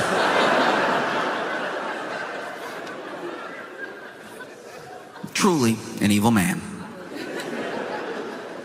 And Trump is floating, pardoning Diddy. Even before, this is what's odd, even before this Epstein stuff popped up, Trump had floated the idea of pardoning Diddy mid-trial. And I was like, I didn't know they went together like that. That's weird. Imagine being a white man in your 80s and your favorite rapper is Diddy.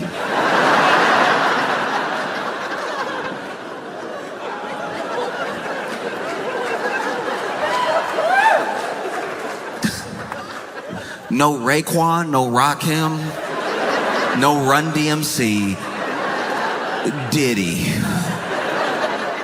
Okay.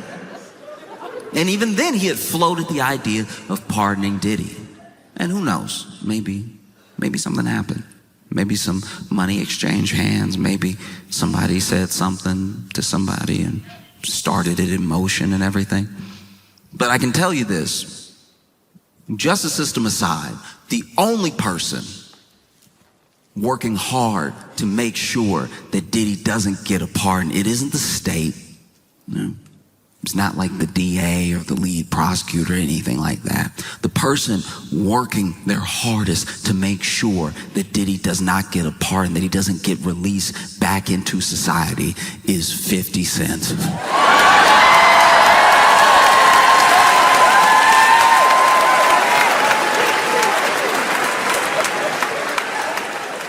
50 Cent was so excited when Diddy was arrested. There's a video. You could watch the video. It's about 8 seconds long, but it's very, very funny. And it is 50 Cent laughing in the car when I guess he heard the news that Diddy had been arrested. And this man is chuckling.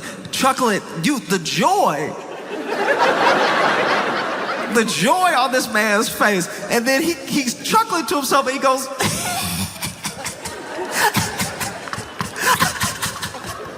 he gonna spend Christmas in jail.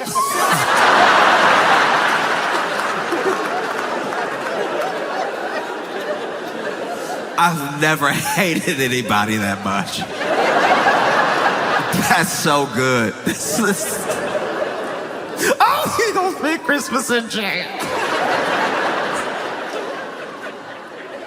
He was laughing hard. He was laughing the way that sitcoms used to make people laugh. Like, Christmas in jail. And so when 50 Cent heard that Donald Trump was floating pardon for Diddy, he went to work. He did what he does best. He trolled. 50 Cent just started posting everything bad that Diddy ever said about Donald Trump and tagging Donald Trump.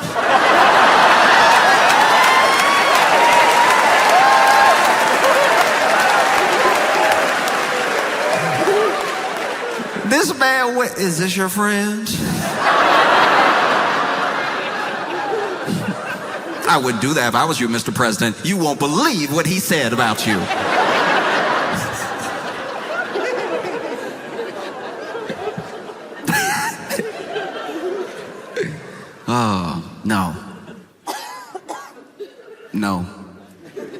No, Donald Trump, this is not one of your African Americans, okay?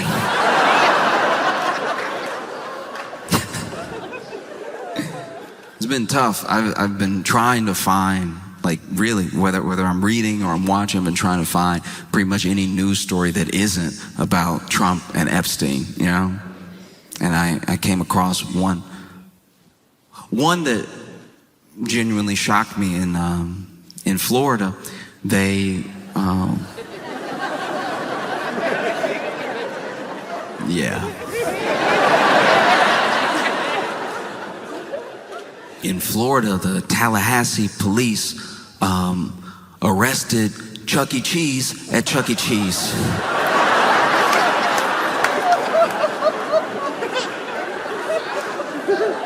Apparently, Chucky had done some wire fraud. And so the Tallahassee police showed up to the Chuck E. Cheese. And they were ready to take him in, all right? Cuffs already out. And they arrested Chucky mid-birthday party.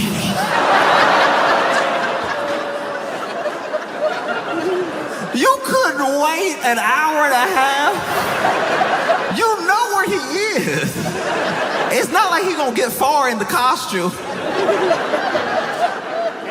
They arrested Chucky. Those poor kids. Imagine. Picture, if you will, being 6 years old, and you're having a birthday party at Chuck E. Cheese because the economy is not doing great.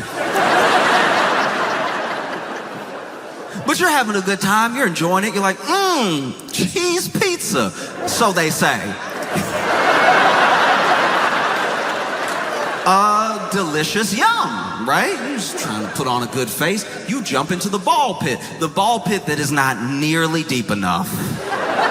The ball pit that is full of children under the balls because every kid thought it was the funniest thing in the world to pop up out of the balls, but that meant that the ball pit was actually a hard surface because it's made of bodies. You jump into the ball pit doing like a big old face plant thinking you're gonna slide down into the balls, and you just bang heads with another child. You get out of the ball pit concussed. Chucky offers you a flat Diet Coke.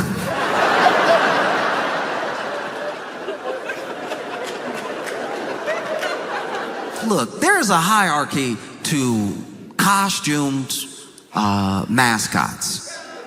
Now, the most athletic are gonna go to teams. You ever been to a sports game and you see their mascot stretches before, they doing wild moves like,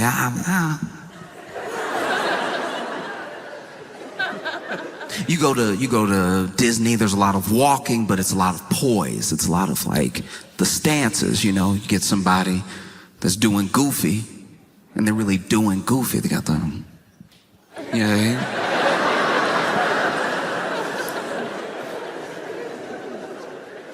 Chucky.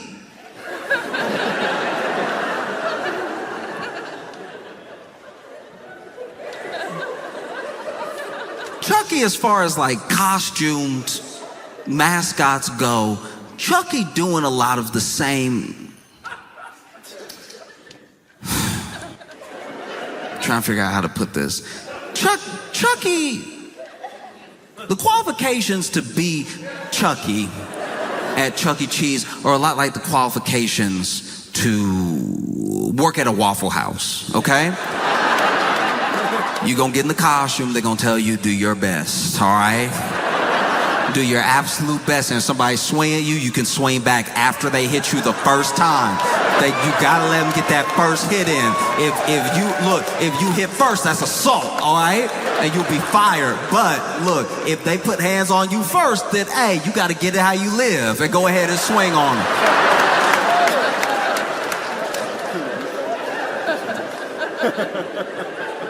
So imagine you're surprised when at your 6th-year birthday party, you're celebrating 6 years on this planet, and it hasn't been a great 6.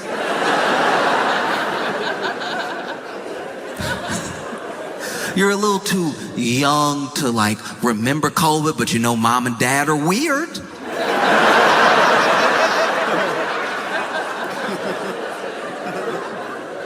You clapping with your friends.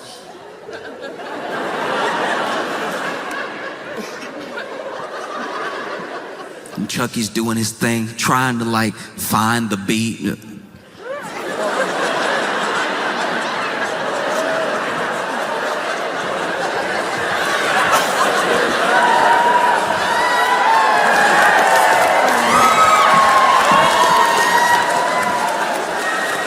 And you're like, I think he doing something. I can't tell.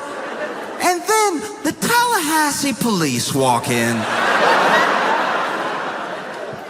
And they cuffed Chucky right there in front of you for wire fraud.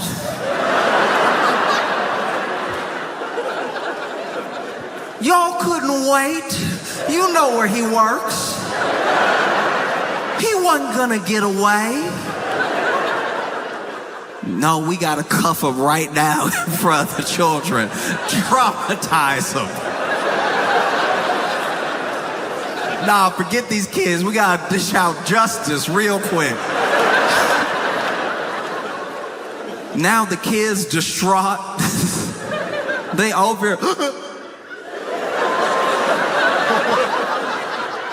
You know that? Okay, all right.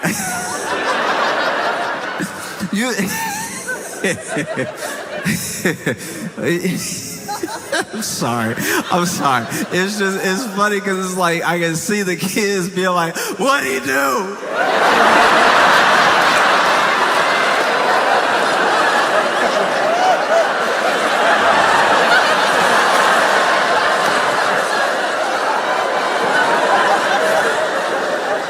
What'd he do? You know that rumble in the throat when you really cry? There's a certain way you can cry when you're 6 that you never cry again. Like, this is like honestly, a 6-year-old will drop an ice cream and they'll be like,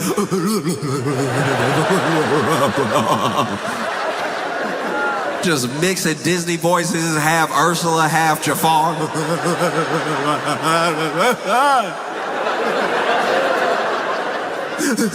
What'd he do?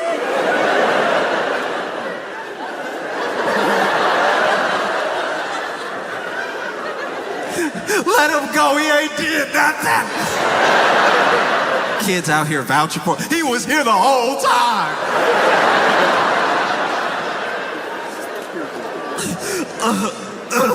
Because you know that. You know, like when a kid cry long enough, they start coughing. When a kid get real upset and they full of mediocre pizza.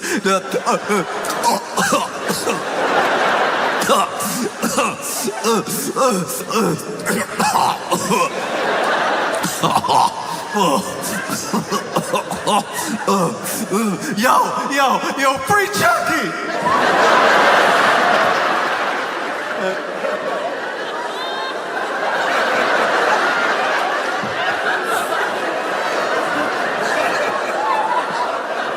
Yo, free Chucky!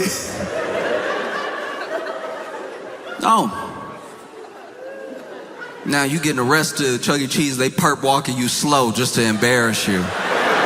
Y'all really couldn't wait till he got out the costume too, because you know he can't walk fast with those feet. He still got the costume feet on and everything. So now they over here.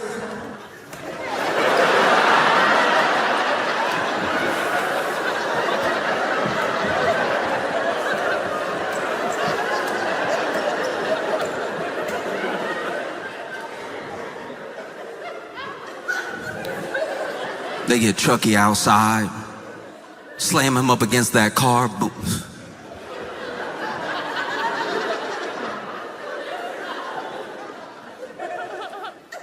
Patting Chucky down. Why you need to pat Chucky down? That would be wild though if Chucky had like a full-on Glock on him. Like that would be crazy. If Chucky he doesn't care where he is. He could be at Chuck E. Cheese, he could be at the streets, he keep that thing on him.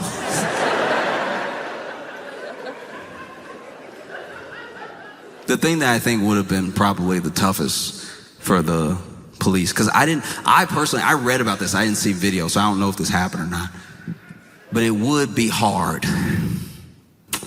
It'd be very difficult to, you know, open up that car door, and when they walked him out, they did it in full costume, like the head was still on, like.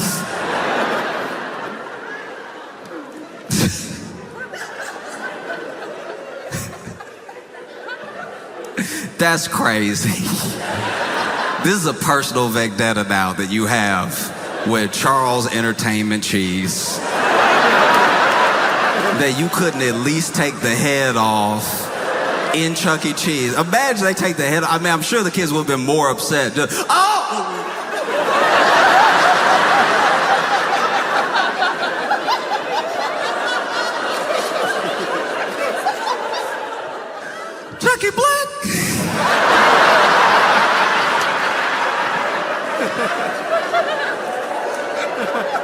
have sworn. Anyway. Look, there's not full video that I saw. This is all what I've read, but it's gonna be hard to put your hand on the back of Chucky's head and get him in the car without it looking like police brutality. Because it's not gonna fit. The head is too big. So now you over here, watch your head.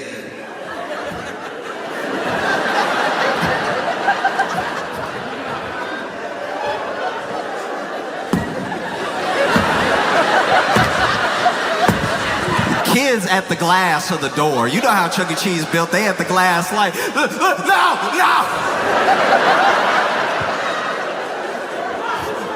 They beating up Chucky. Police like, no, I'm not. I'm trying to get the head in. No, he won't fit. He can't even feel it like that. No, don't do that. Everybody start recording. Look what they doing to Chucky, y'all.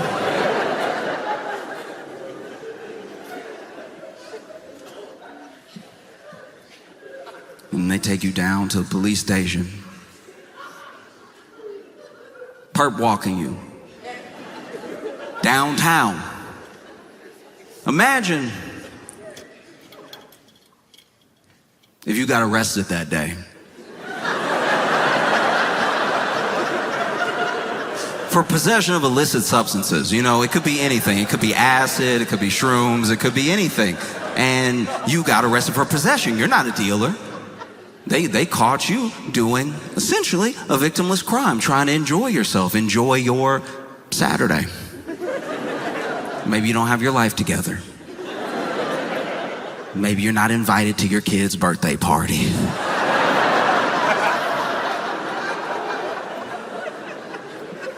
And you get arrested, you're sitting downtown, waiting to be processed, and then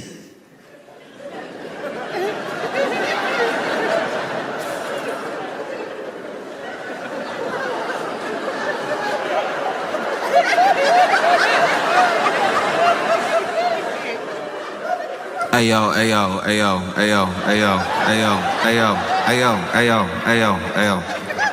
I know I got a right to remain silent. I know this may hurt me in court.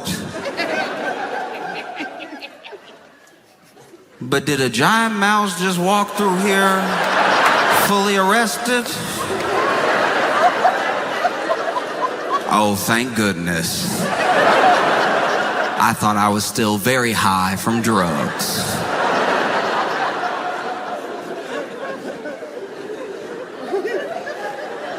It's insanity, you know what I mean? Now you gotta do everything. How you gonna take Chucky fingerprints?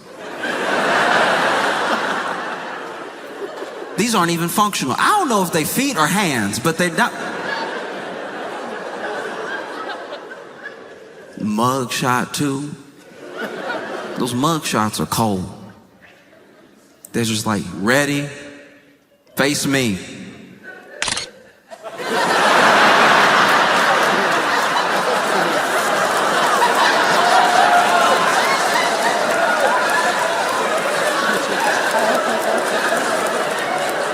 Turn.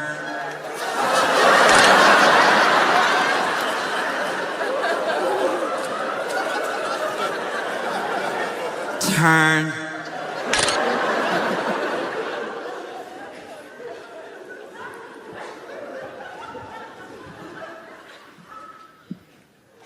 No.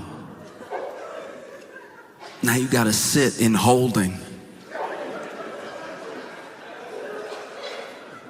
Imagine all you did was get a little drunk. Maybe get into a fight at a bar. You sitting in the drunk tank, and the only other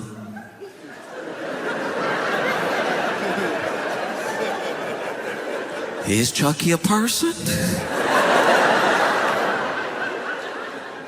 Nobody else in there but you and Chuck E. Cheese.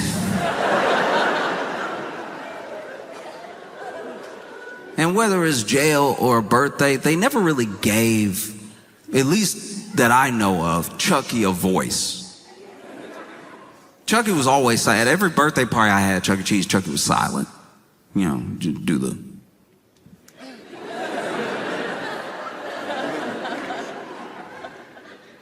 Imagine you're sitting there with Chuck E. Cheese in jail. You're wondering how your life took this turn. You look over at Chucky, and Chucky mad. Chucky like, you know, I thought I had that wire fraud on lock. I'm wondering who snitched. I'm wondering what went wrong, yeah? You look over at Chucky, and Chucky's like, what you looking at, dog?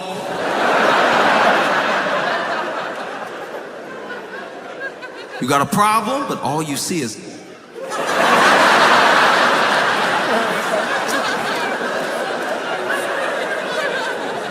Yo, you want step?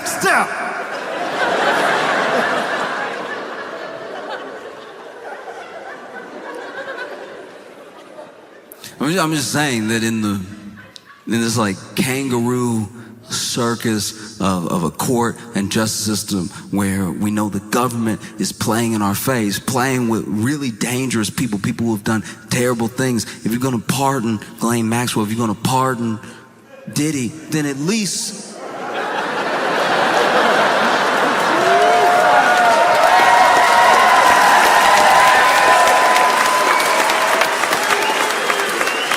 yo, free Chucky, all right? Denver, y'all been phenomenal. Thank you so much. I appreciate y'all.